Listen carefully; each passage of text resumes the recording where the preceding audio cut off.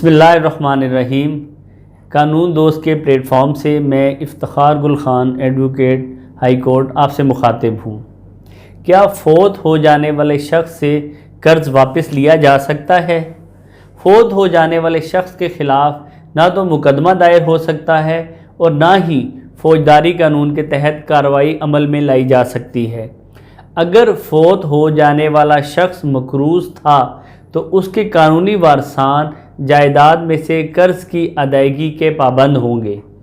فوت ہو جانے والے شخص کی جائیداد اس وقت تک وارثان میں تقسیم نہ ہوگی جب تک قرض کی رقم ادا نہ ہو جائے، لیکن اس کے لیے ضروری ہے کہ قرض دینے والے کے پاس واضح دستاویزی ثبوت موجود ہوں۔